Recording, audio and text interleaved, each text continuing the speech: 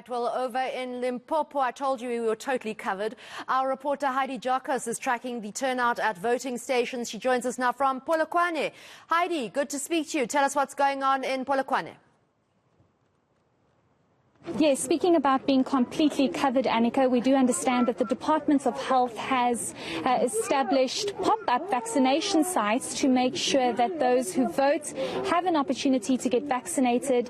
We do understand that a number of vaccination sites have been established and popped up at voting stations. Before we get to the Health Minister and the MEC, as you can see, it seems as though quite a lot of people have come out to vote today. The queue has been quite extensive here at Flora Park Primary School, with many people coming out to cast their votes, and it seems as though the queue just keeps getting longer and longer. But we are going to move over to this pop-up vaccination site where we're actually seeing, Annika, a large number of people coming through to get vaccinated. I'm going to try and squeeze in and speak to the Health Minister who is overseeing this.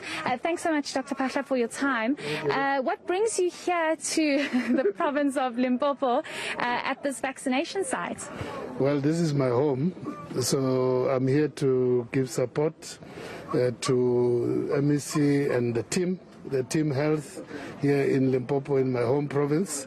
A very important day today because on the one hand is the opportunity for South Africans to express their views in terms of who they want to lead their local government, but at the same time we're very grateful for the cooperation with the Independent Electoral Commission for giving us an opportunity to also set up these vaccination sites, because our motto with all the MECs is let's take the vaccine to the people. So we, knowing that the people will be voting, we agreed that we should also go where the people are today and provide them with the service of vaccination. And I must say I'm very impressed with the turnout. And as you can see, especially the young ones, as you can see now, MEC is about to administer to Khotatso is 12 years old. So there are quite a number of young people who are coming today. So even those who are not voting are taking advantage as the parents come to vote to also come and vaccinate. So we believe that this is a very important, contribution to achieving ultimately a population immunity. When we go to wherever people are and provide the service. So we believe that today's contribution, will go a long way. As I mentioned the other day, that we're not very far to achieving a 40% coverage of the adult population. And with the contribution of today, I'm quite confident that in the next 10 days or less, we should have achieved 40% coverage of especially the adults. On the young ones, as you can see, they're coming in numbers here. I'm sure that once they finish their exams, they will also be coming in big numbers.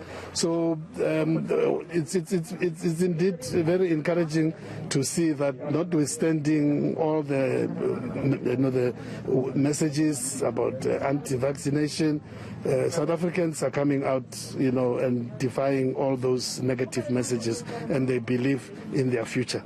And this is indeed what we are noticing here. Great. Thank you so much for that, Health Minister Dr. Joe Phaahla. And as you can see, we're just going to give you that parting shot of people coming to get vaccinated, taking the opportunity. Young people, he's 13. He's getting his vaccination today. So it seems as though people are taking up the opportunity, as you heard from the Health Minister, Annika.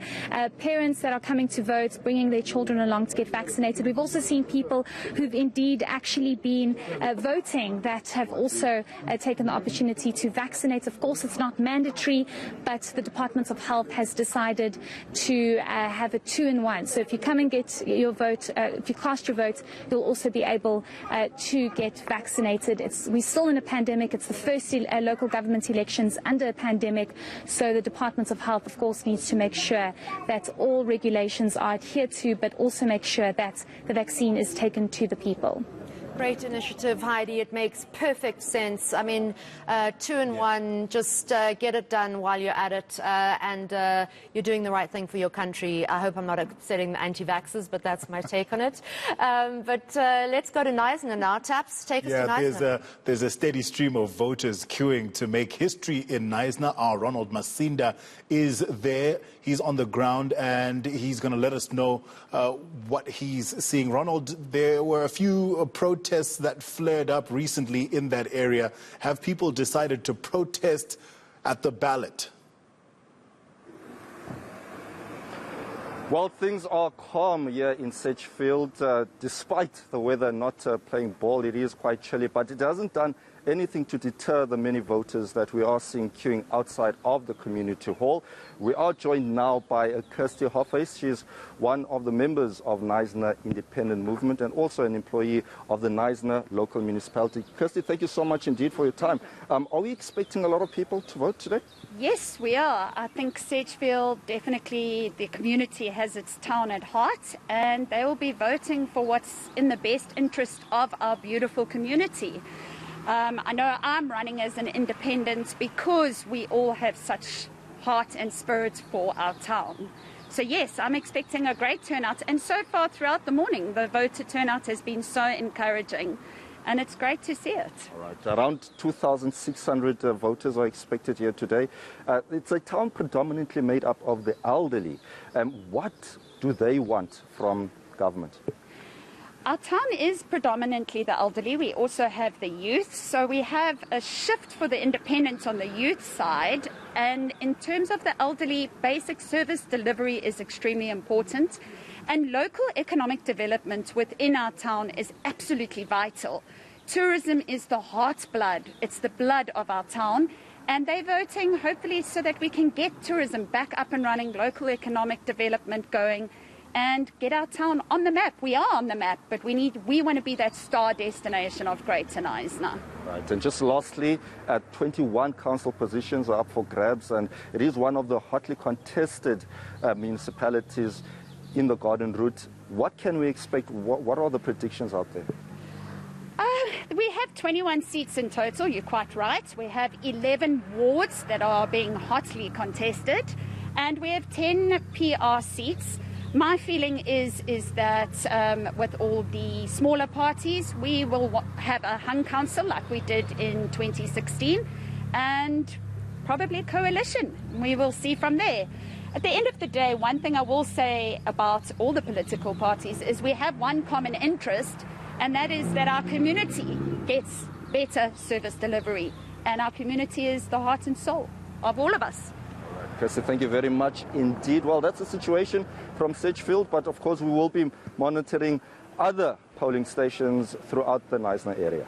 All right, RONALD MASINDA out in KNYSNA. We'll stay in touch with him. Still to come, we've seen former President Thabo Mbeki casting his vote. We're going to go to Nkandla, where former President Jacob Zuma is meant to make his mark. And then current president, sitting president Cyril Ramaphosa, also set to make his mark at the Hitekani Primary School out in Soweto.